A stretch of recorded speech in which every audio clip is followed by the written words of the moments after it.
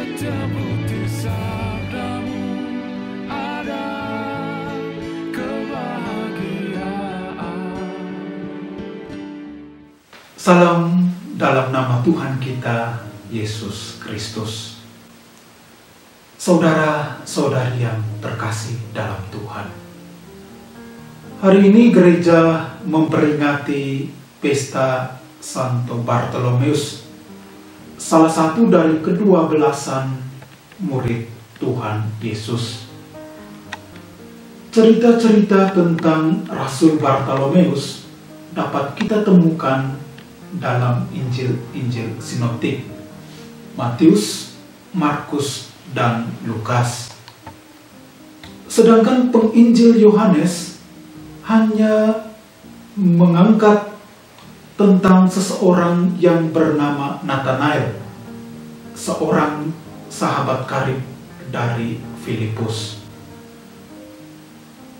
Merujuk kepada tulisan Rasul Yohanes ini, para ahli kitab kemudian menegaskan bahwa Bartolomeus dan Nathanael, kedua nama ini, itu menunjuk kepada orang yang sama. Keduanya adalah murid Tuhan Yesus. Saudara-saudari yang terkasih dalam Tuhan, literatur sejarah mencatat bahwa Rasul Bartolomeus adalah seorang misionaris sejati. Perjalanan pewartaan Rasul Bartolomeus dimulai sesudah peristiwa kenaikan Tuhan kita Yesus Kristus.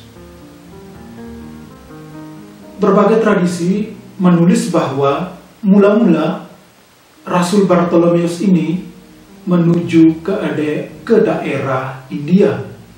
Ia menjadi pewarta dan pelayan sabda Tuhan di daerah itu. Tradisi-tradisi yang lain juga mencatat bahwa Rasul Bartolomeus juga menjadi misionaris di wilayah Ethiopia dan Mesopotamia. Selain itu pula, ada tradisi yang menulis bahwa Rasul Bartolomeus menjadi misionaris yang handal di wilayah Armenia di Asia bagian barat. Pewartaan dan pelayanannya pada awalnya tidak berkenan di hati masyarakat Armenia, tetapi berkat kegigihannya, Rasul Bartolomeus justru kemudian menjadi pelindung bagi Gereja Apostolik Armenia. Ia pun pada akhirnya menjadi martir di wilayah Armenia. Saudara-saudari yang terkasih dalam Tuhan, Santo Bartolomeus dikenal sebagai pribadi yang tekun dan giat dalam mendalami isi kitab suci.